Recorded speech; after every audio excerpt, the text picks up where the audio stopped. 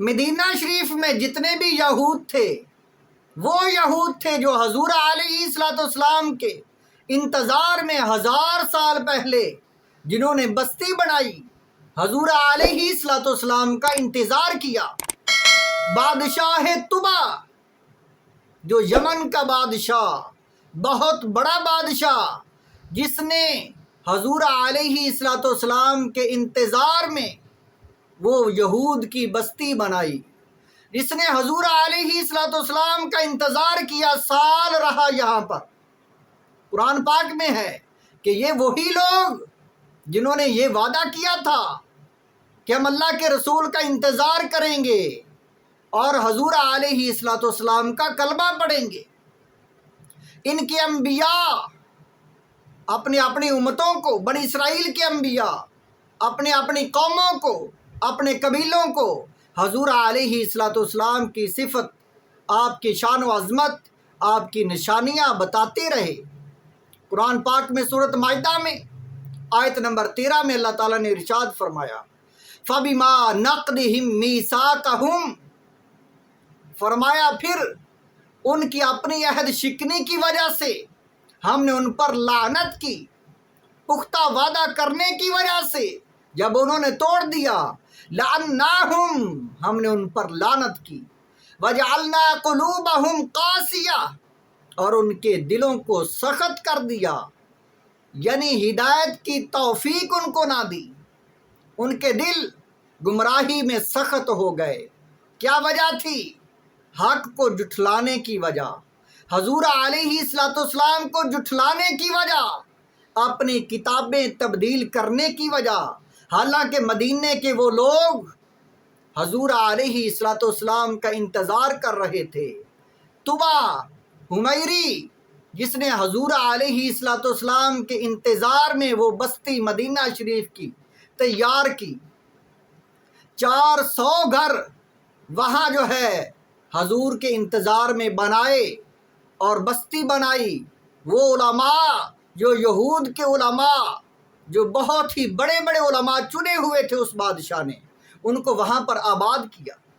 وہ واقعہ میں آپ کو سناتا ہوں، اس آیت مبارکہ میں ہے، فرمایا وہ وجہ کیا تھی ان کے دلوں کو سخت کرنے کی، یحرفون الکلمہ عن مواضعہ، کہ وہ اللہ کا کلام، تورات، اللہ کا کلام جو ہے ان کے پاس کتاب الہی، اس کے الفاظ تبدیل کرتے تھے وہ۔ وَنَسُوا حَظًّا مِمَّا ذُكِّرُوا بِهِ، اور انہوں نے اس نصیحت کو بلا دیا جو ان کو وہ نصیحت ان کے انبیاء نے یعنی کی تھی۔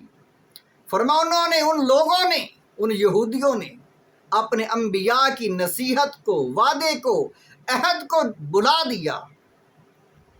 وَلَا تَزَالُ تَطَّلِعُ عَلَىٰ خَائِنَةٍ مِّنْهُمْ إِلَّا قَلِيلًا مِّنْهُمْ فَاعْفُ عَنْهُمْ وَاصْفَحْ، اے میرے حبیب آپ ان کی خیانتوں پر مطلع ہوتے رہیں گے، درگزر کریں، معاف کر دیں ان کو۔ ان اللہ یحب المحسنین، اللہ تعالیٰ معاف کرنے والوں کو، اللہ تعالیٰ احسان کرنے والوں کو پسند فرماتا ہے۔ یہ مدینہ شریف کے یہودی لوگ، یہ کون لوگ تھے جو حضور علیہ السلام کو جھٹلاتے اور اپنی کتاب کو تبدیل کرتے تھے، حضور کی نشانیاں نکالتے تھے؟ وجہ کیا تھی؟ اور یہ کون لوگ تھے؟ تاریخ کی کتابوں میں، سیرت کی کتابوں میں موجود ہے۔ فرمایا آج سے تقریباً 2500 سال پہلے، حضور علیہ السلام کی ولادت سے 1000 سال پہلے، ایک بادشاہ جس کا نام اسعد تھا، اور یمن کا بادشاہ بہت طاقتور بادشاہ تھا، اور اس کا جو لقب تھا وہ طبا تھا اس کا لقب۔ اس نے اپنے ساتھ 1,13,000 فوج لی جو اس کے پیچھے پیچھے تھی، اور 1,30,000 گھوڑے لیے جس پر لوگوں کو سوار کیا، فوج کو سوار کیا، اپنے وزراء کو سوار کیا، اور پیدل جو تھے وہ 1,13,000 تھے، اور 1,30,000 گھوڑ سوار، 1,30,000 اسلحہ ان کے پاس، فوجی تھے وہ جدھر جاتا سارے کے سارے لوگ، وہ شہر کے شہر، بستیاں ہی بستیاں اس کے آگے سرنگوں ہو جاتی، اس کے آگے سرنڈر ہو جاتی، اس کی فرما بردار ہو جاتی۔ وہ اس کے سامنے جنگ کرنے کے لیے تیار نہیں تھا۔ اس کے خوف سے ہر پاس سے، ہر طرف، ہر بستی، ہر علاقہ فتح ہو جاتا۔ وہ اس طرح فتوحات کرتا کرتا ہر علاقے کو فتح کرتا کرتا جب مکہ شہر میں پہنچا تو مکہ کے لوگ خانہ کعبہ کی وجہ سے کسی کی تعظیم نہیں کرتے تھے۔ وہ اپنے آپ کو بہت بڑا ایک معتبر قبیلہ اور خانہ کعبہ کے مجاور سمجھتے تھے۔ سارے آ کر وہاں پر ان کی تعظیم کرتے تھے۔ جب وہ مکہ کے قریب پہنچا، اس کی یہ ساری فوج 1,30,000 گھوڑے فوجی وہ انہوں نے باندھ دیے مکہ سے دور، اور 1,30,000 جو فوج تھی دوسری جو پیدل تھی وہ بھی ٹھہر گئی۔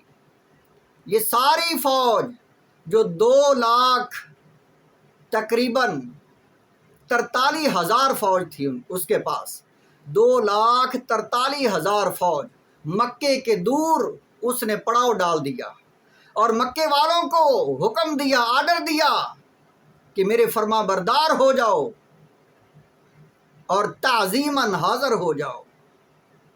وہ مکے کے لوگ جو بے خوف اور دوسروں سے تعظیم کرواتے تھے خانہ کعبہ کے ہونے کی وجہ سے کہ ہم اللہ کے گھر کے مجاور ہیں، وہ حاضر نہ ہوئے۔ فرمایا جب اس نے دیکھا کہ یہ لوگ تو مجھ سے بے خوف ہیں، ان کو میرا کوئی خوف نہیں ہے، یہ تو میری تعظیم کے لیے نہیں آئے، میرے سامنے تو کوئی بھی جنگ کرنے کے لیے تیار نہیں ہوا اب تک، خود ہی سارے کے سارے جو ہے سارے علاقے میرے سامنے میرے خوف کی وجہ سے سرنڈر ہو گئے، مطیع اور فرما بردار ہو گئے، فتح ہو گئے، ہر طرف میرا حکم چل رہا ہے۔ وہ اتنا بڑا بادشاہ تھا۔ فرمایا جب اس نے یہ حالت دیکھی کہ مکے کے لوگوں نے میری تعظیم نہیں کی تو اس نے ارادہ کیا کہ اب میں مکے کے لوگوں کو قتل کر دوں گا، اور ان کے پاس جو یہ خانہ کعبہ ہے، یہ گھر جو ہے انہوں نے بنایا ہوا اللہ کا، اس کو مسمار کر دوں گا، ختم کر دوں گا، اور ان کا مال چھین لوں گا، عورتیں ان کی لے جاؤں گا غلام بنا کر۔ جب اس نے یہ ارادہ ہی کیا تھا، بس سوچا تھا، بس اتنا ہی تھا سوچنا کہ اس کو ایسی بیماری لاحق ہو گئی، ایسی بیماری کہ سارے طبیب، سارے بہت دانشور ڈاکٹر طبیب حیران پریشان ہو گئے۔ کوئی اس کے پاس نہ آتا تھا، اس کے جسم سے اتنی بدبو تیز، ناقابل برداشت ایسی بدبو اس کے جسم سے نکلتی، اور اس کے ناک سے، آنکھوں سے، کانوں سے، منہ سے ایسا بدبودار ریشہ اور پانی نکلتا کہ جس کی بو بہت دور دور تک جاتی، اور لوگ دور ہو گئے اس سے۔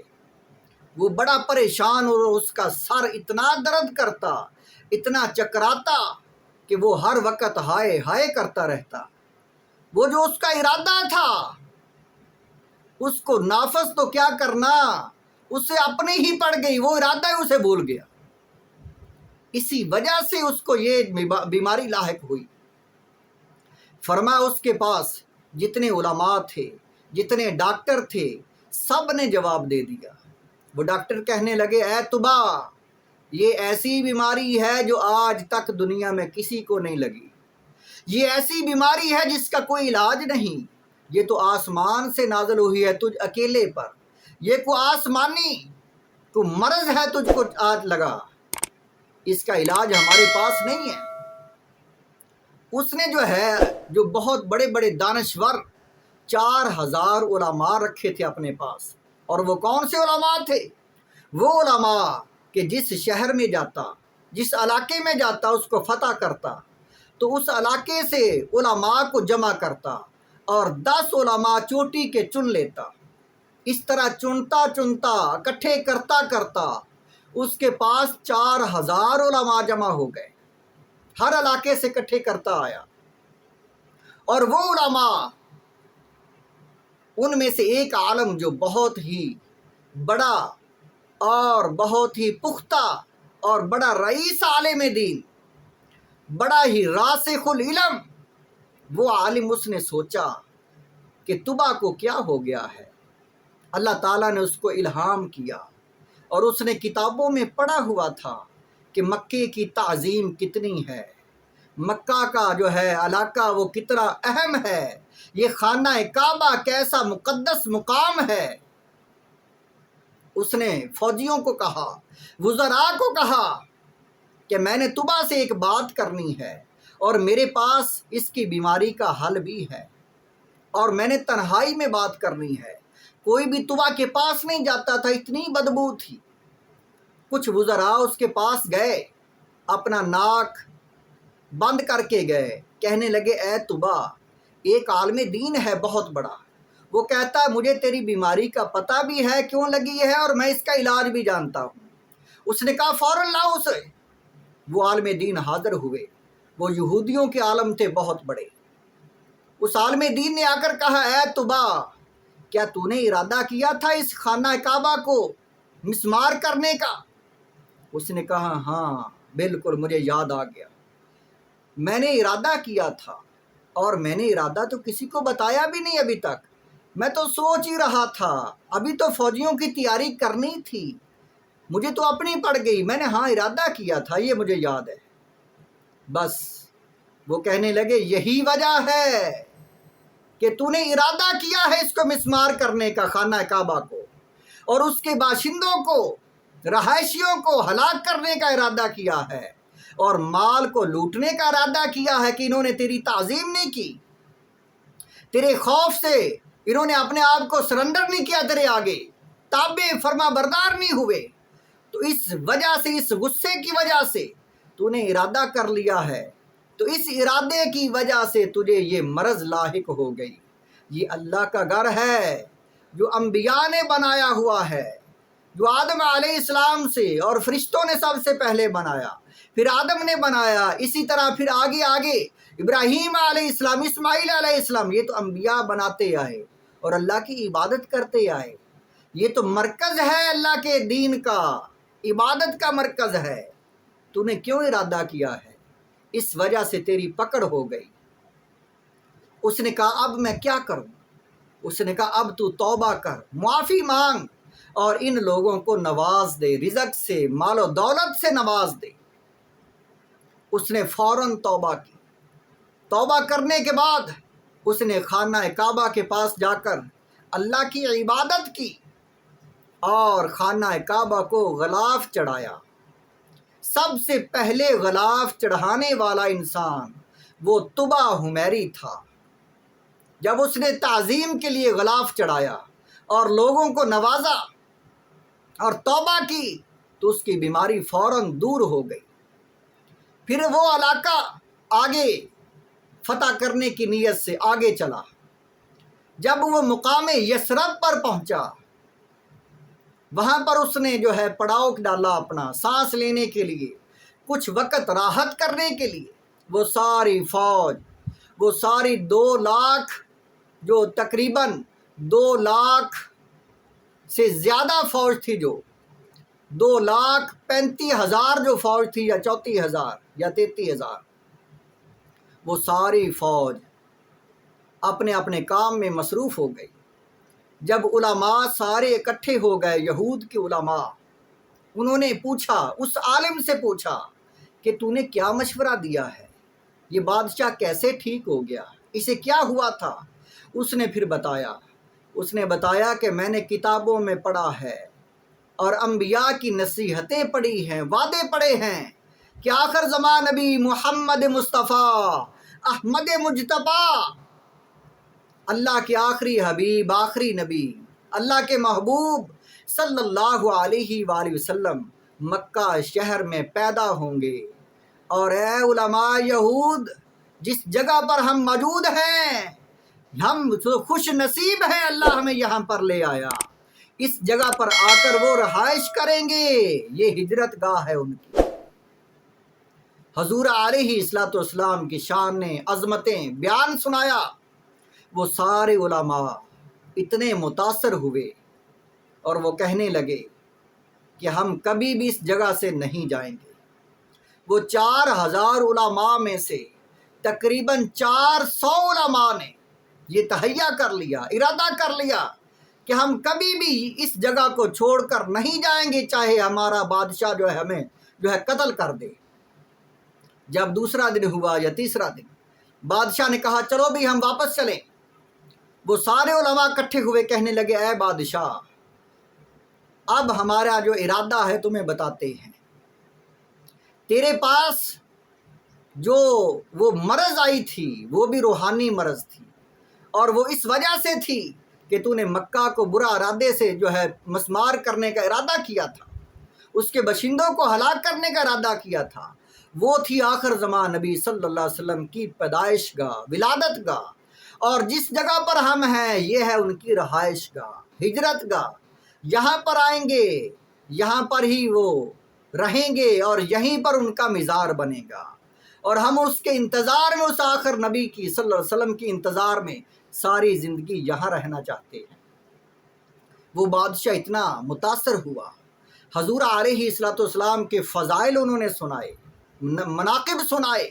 وہ طبع بادشاہ اتنا متاثر ہوا اور اتنا عقیدت مند ہو گیا، کہنے لگا اے علماء یہود، تم نے سچ کہا ہے، جو میرے ساتھ ہوا تھا وہ میری نیت کی، برے ارادے کی وجہ سے ہوا تھا۔ وہ واقعہ ہی وہ جگہ آخر زمان نبی کی پیدائش کی جگہ ہے، اور یہ واقعہ ہی ان کی ہجرت کی جگہ ہے، تو ہم اس کو آباد کرتے ہیں، اور میں بھی ان کے انتظار میں 1 سال یہاں پر رہتا ہوں۔ پھر اس بادشاہ نے وہاں پر گھر بنائے، اس بادشاہ نے وہاں پر 400 گھر بنائے یا اس سے بھی زیادہ، اور ایک گھر حضور علیہ الصلوۃ والسلام کے لیے بنایا، اور وہاں سال پورا انتظار کیا۔ سال کے بعد پھر اس نے خط لکھا، چٹھی لکھی، رکا لکھا، عرض کرنے لگا یا رسول اللہ، یا حبیب اللہ، اے اللہ کے حبیب، میں آپ پر ایمان لایا، یا محمد۔ اس کے خط کا ترجمہ یہ ہے، یا محمد، میں آپ پر اور آپ کے پر جو قرآن نازل ہوگا، جو اللہ کی کتاب نازل ہوگی، اس پر ایمان رکھتا ہوں، آپ کے دین اور سنت کو اپناتا ہوں، آپ کے اور ہر چیز کے رب پر ایمان لاتا ہوں، اور جو شریعت آپ لائیں گے اسے بھی قبول کرتا ہوں۔ اگر میں آپ کی صحبت کا شرف پانے میں کامیاب ہو گیا تو یا محمد، یہ مجھ پر رب کا انعام ہوگا، یہ مجھ پر اللہ تعالیٰ کا انعام ہے اگر مجھے آپ کی زیارت نصیب ہو جائے، اور اگر یہ سعادت مجھے نہ مل سکی تو آپ قیامت کے دن مجھے اپنی شفاعت سے بخشوا لینا، میری شفاعت کرنا، رب کی بارگاہ میں میری شفاعت کیجیے، میں آپ کا فرما بردار امتی ہوں، اور تشریف آوری سے قبل ہی آپ کی پیروی کرنے والا ہوں، میں آپ اور آپ کے والد ابراہیم کے دین پر ہوں۔ یہ تھا اس کا کلام جو رکے میں اس نے لکھا۔ یہ خط لکھنے کے بعد اس نے مہر لگائی اپنی، اور اس مہر پر جو کیا لکھا وہ بھی عظیم کلمات تھے، للہ الامر من قبل ومن بعد ویومئذ یفرح المؤمنون بنصر اللہ، یعنی اس کا ترجمہ یعنی پہلے اور بعد حکم اللہ ہی کا ہے، اول اور آخر حکم اللہ ہی کا ہے، اور اس دن ایمان والے اللہ کی مدد سے کامیاب اور خوش اور خرم ہوں گے۔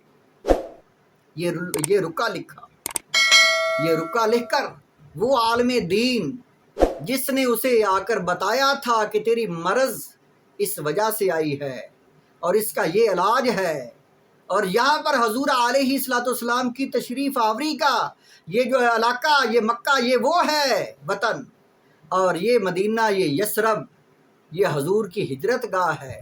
اس عالم دین کو خاص مکان، ایک بہت بڑا محل بنا کر دیا، اس کو رکا دیا اور کہنے لگا نسل در نسل یا آپ کی زندگی میں آئیں یا آگے آئیں تو نسل در نسل اس کو آگے محفوظ کر کے حضور علیہ الصلوۃ والسلام تک پہنچانا ہے۔ جب حضور علیہ الصلوۃ والسلام کی تشریف آوری ہوئی 1000 سال بعد، آپ کی تشریف آوری 1000 سال بعد، طبع کے بعد، بعض کتابوں میں 700 یا اس سے زیادہ کا ذکر بھی ہے، اور بعض کتب میں 1000 سال لکھا ہوا ہے۔ جب 1000 سال بعد حضور کی تشریف آوری ہوئی اور آپ نے مدینہ کی طرف ہجرت کی، بعض کتابوں میں ہے کہ آپ کو ہجرت کرنے سے پہلے ایک دن یا ہجرت والے دن یا رستے میں وہ خط ملا تھا۔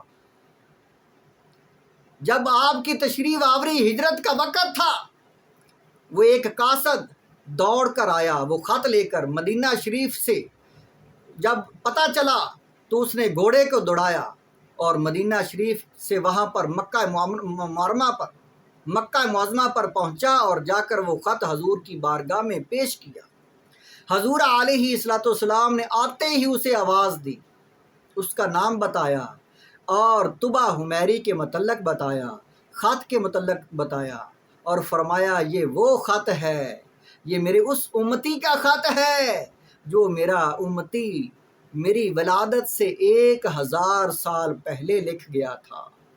اور حضور علیہ الصلوۃ والسلام نے طبع حمیری کے لیے دعا کی، اور طبع حمیری کے وہ علماء جو اکٹھے کر کے ہر علاقے سے اس نے لائے تھے، مدینہ شریف میں آ کر جنہوں نے حضور علیہ الصلوۃ والسلام کے انتظار میں 1000 سال پہلے اس جگہ کو آباد کیا تھا اور حضور کا انتظار کیا تھا،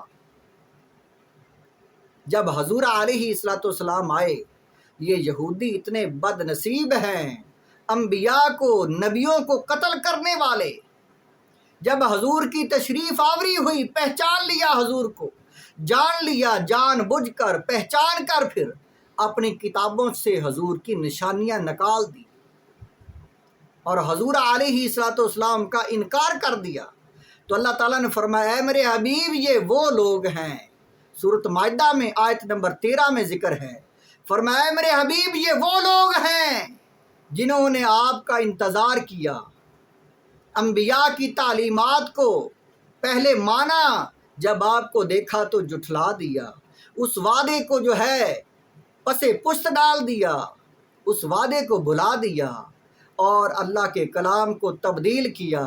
اے میرے نبی ان سے درگزر کریں، معاف کر دیں، اللہ تعالیٰ معاف کرنے والوں کو پسند فرماتا ہے۔